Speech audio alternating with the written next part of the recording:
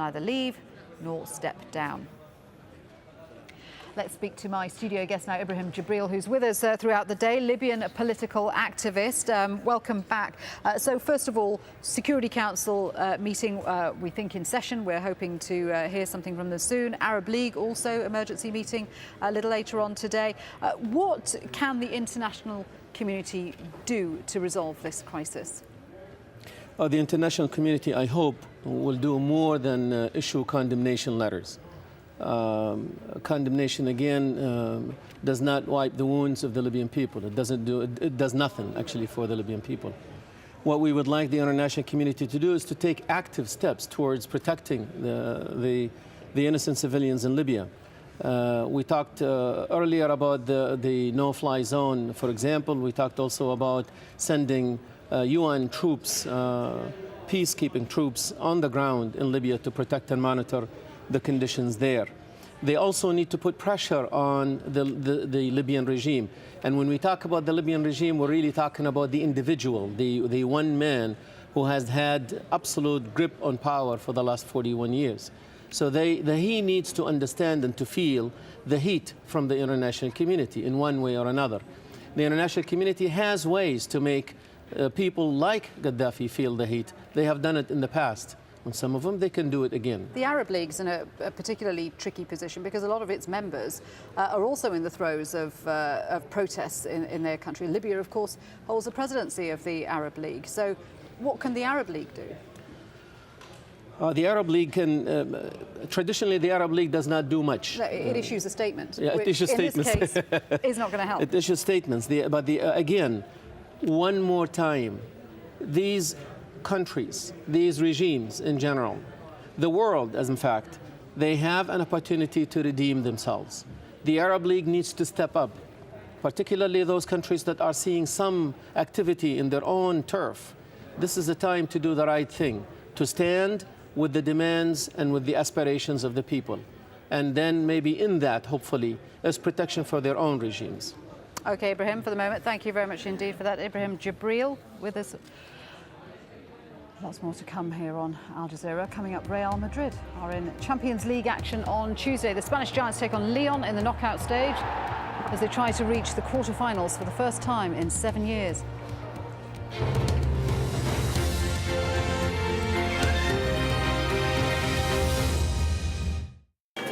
As the dry condition extends over Amritsar, we'll find the right flavour to tempt your palate. Hello, once again, welcome to another look at the international forecast. And we're starting in southern Africa. We've got the seasonal rain stretching from Angola.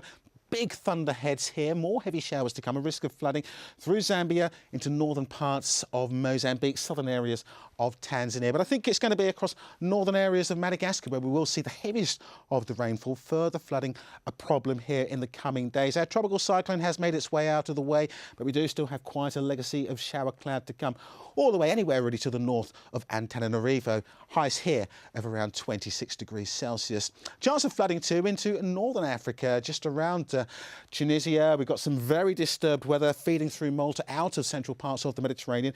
Shower cloud now clearing away from Algiers, but for Tunisia, northern parts of Libya, you could still see some rather disturbed weather. Egypt itself, it stays fine and dry. Cairo with a top temperature of around 27 Celsius, so a little warmer than it has been recently. Colder than it's been recently into southeastern parts of Europe. Pockets of snow around, just around the Balkans, Ukraine, up into western Russia. Temperatures well below freezing. Cold and crisp for central areas of Europe at around -5 Celsius, but the mild weather, that's continuing to pile its way in from the Atlantic. We could see temperatures in London of around 11 degrees. Qatar Airways, world's 5-star airline.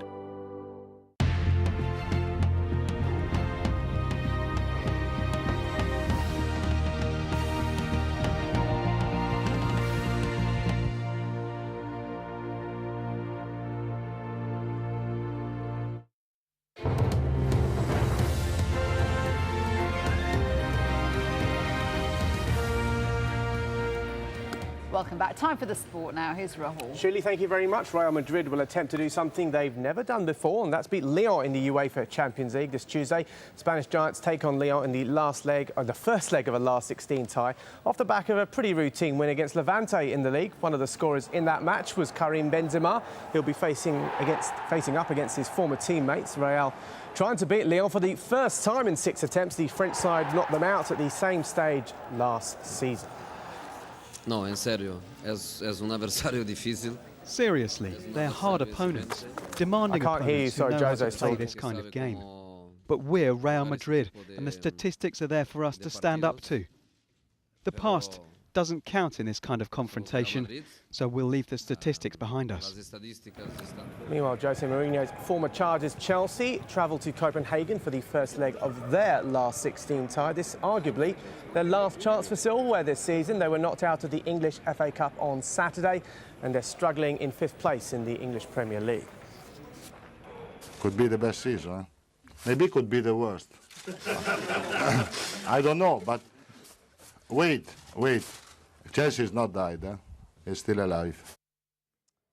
Very interesting match shaping up in Nagpur at the moment, where England are playing their first match of the World Cup right now, the Cricket World Cup, of course. They're taking on the Netherlands in Group B.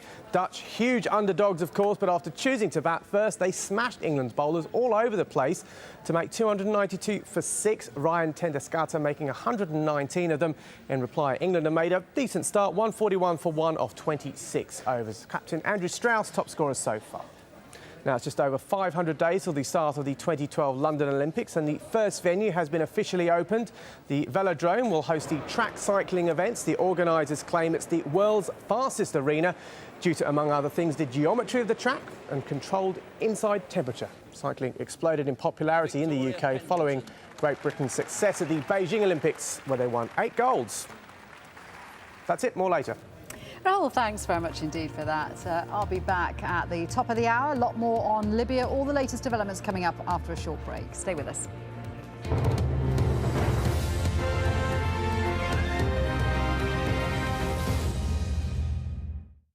Business Latest is brought to you by Qatar Gas, delivering energy to the world.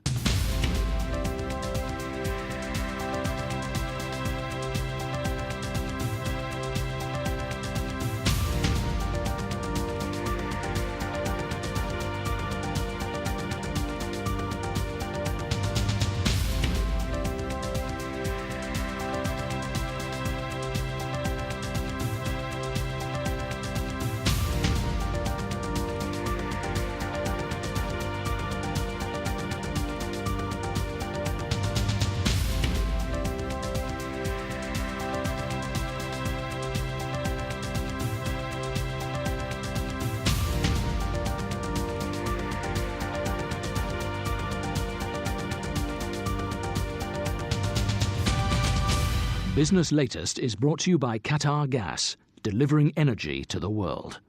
All the news, all the time. AlJazeera.net/English.